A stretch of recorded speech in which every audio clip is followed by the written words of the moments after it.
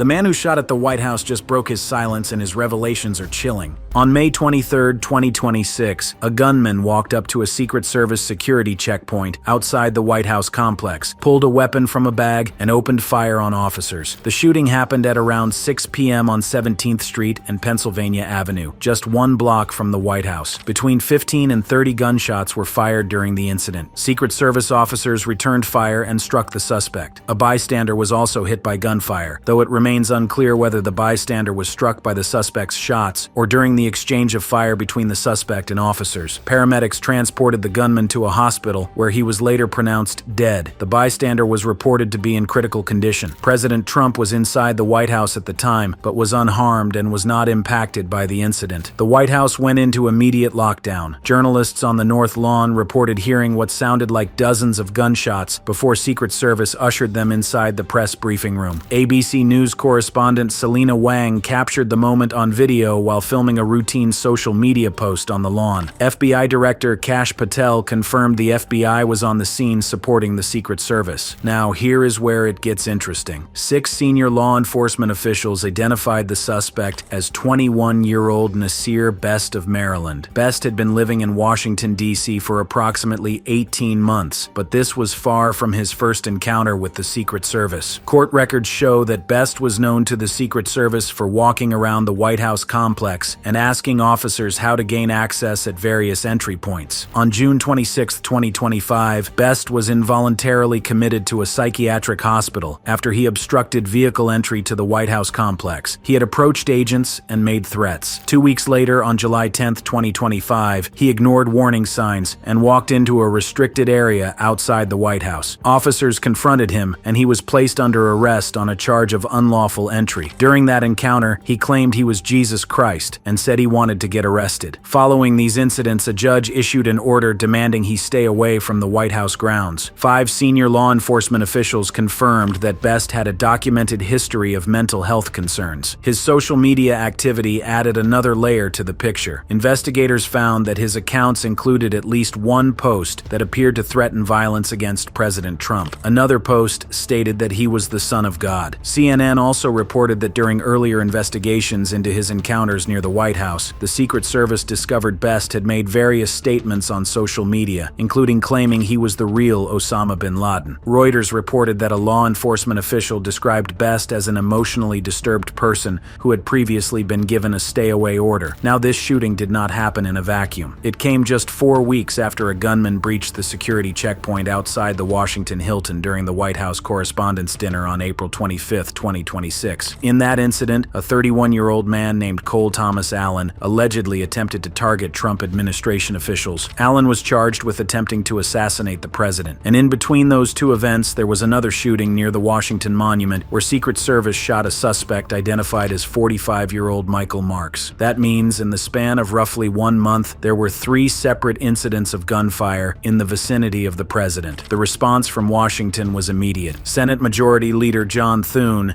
said he was grateful for the Secret Service agents and their decisive actions to protect the president and everyone around the White House. House Speaker Mike Johnson echoed those sentiments, calling the shooting senseless and praising the agents for their quick response. The lockdown at the White House was lifted just before 7 p.m. after Best's death was confirmed. Metropolitan Police shut down several roads near the White House, including stretches of Pennsylvania Avenue and 17th Street. The Bureau of Alcohol, Tobacco, Firearms, and Explosives also responded to the scene to assist with the investigation. Evidence markers covered the sidewalk along 17th Street, and medical materials were visible at the scene. Questions are now being raised about whether warning signs were overlooked, given that Best had been on the Secret Service's radar for over a year. He had been detained twice, committed to a psychiatric facility, and had a court order to stay away from the White House. And yet he was able to walk up to a checkpoint with a revolver in a bag and open fire.